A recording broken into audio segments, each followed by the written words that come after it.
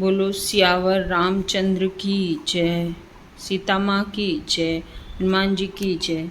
और चलिए अब सबसे पहले सारे भगवान जी का आवाहन कर लेते हैं।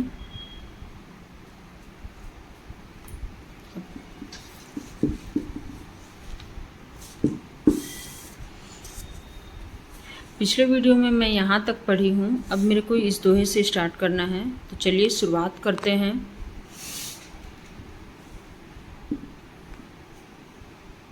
दोहा त्रिकालज्ञ सर्वज्ञ तुम गति सर्वत्र तुम्हारी, कहूँ सुता के दोष गुण मुनिवर हृदय विचारी। और कहा, हे मुनिवर, आप त्रिकालज्ञ और सर्वज्ञ हैं, आपकी सर्वत्र पहुँच है, अतः आप हृदय में विचार कर कन्या के दोष गुण कहिए। कह मुनि बिहसी गुण मृदु बानी, सुता तुम्हारी सकल गुण खानी, सुंदर सहज सुशील सयानी, नाम उमा अंबिका भवानी। नारद मुनि ने हंसकर रहस्य युक्त कोमल वाणी से कहा, तुम्हारी कन्या सब गुणों की खान है, यह स्वभाव से ही सुंदर सुशील और समझदार है। उमा अंबिका और भवानी इसके नाम हैं। सब लक्षण संपन्न कुमारी, होई संतत पेही प्यारी, सदा अचल एही कर अहिवाता, एही तेजसु पैही पितु माता। कन्या सब सुलक्षणों से संपन्न है, यह अपने पति को सदा प्यारी होगी, इसका सुहाग सदा अचल रहेगा और इससे इसके माता पिता यश पावेंगे।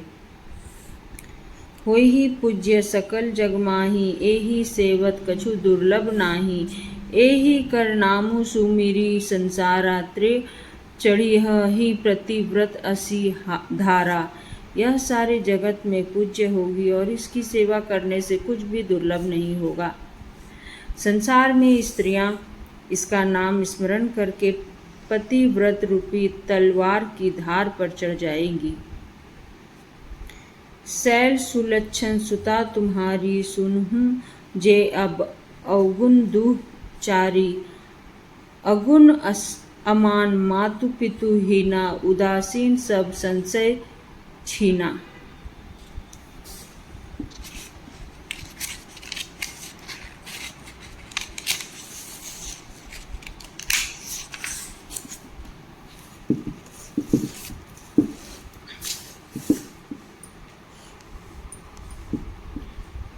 हे पर्वतराज, तुम्हारी कन्या सुलक्षणी है, अब इसमें जो दो चार अवगुण हैं उन्हें भी सुन लो। गुणहीन, मानहीन, माता पिता विहीन, उदासीन, संशयहीन, लापरवाह। दोहा जोगी जटिल अकाम मन नगन अमंगल बेस, अस्वामी एही कह मिलही परी हस्त असिरेख। योगी जटाधारी निष्काम हृदय नंगा और अमंगल वेश वाला ऐसा पति इसको मिलेगा, इसके हाथ में ऐसी ही रेखा पड़ी है।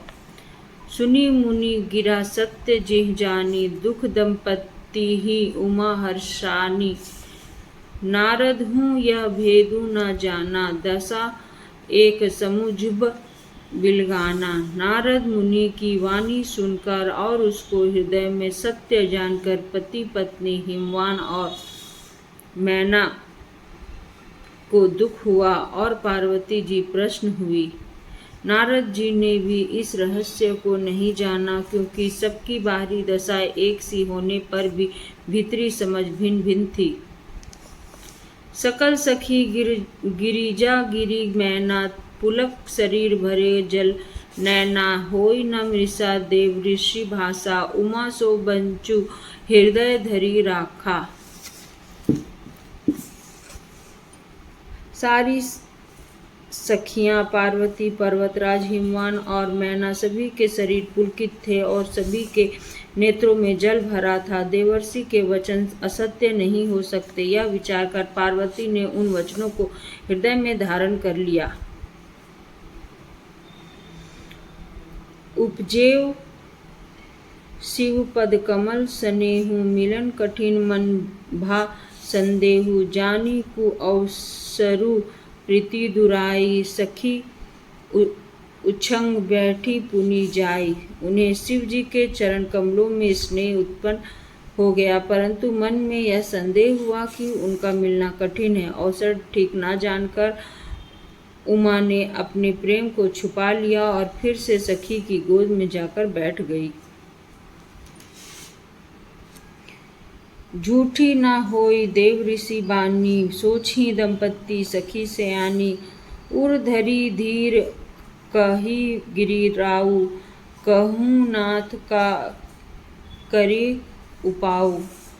देवर्षि की वाणी झूठी ना होगी, यह विचार कर हिमवान, मैना और सारी चतुर सखियां चिंता करने लगी। फिर हृदय में धीरज धरकर पर्वतराज ने कहा, हे नाथ, कहिए अब क्या उपाय किया जाए। दोहा कह मुनीस हिमवंत सुनु, जो विधि लिखा लीलार। देव दनुज नर नाग मुनि, कौना मेट निहार। आज की वीडियो में बस इतना ही। कल से मैं इस दोहे को फिर पढ़ूंगी यहाँ से। और जो लोग नए हैं हमारे वीडियो में, मैं आप लोगों को बताना चाहती हूँ कि मैं रामचरितमानस शुरू से पढ़ रही हूँ, अभी बालकांड दोहा में हूँ। आप चाहो तो शुरू से पूरा वीडियो देख भी सकते हो, सुन भी सकते हो, पढ़ भी सकते हो, जैसी आपकी इच्छा। तो मिलते हैं नेक्स्ट वीडियो में।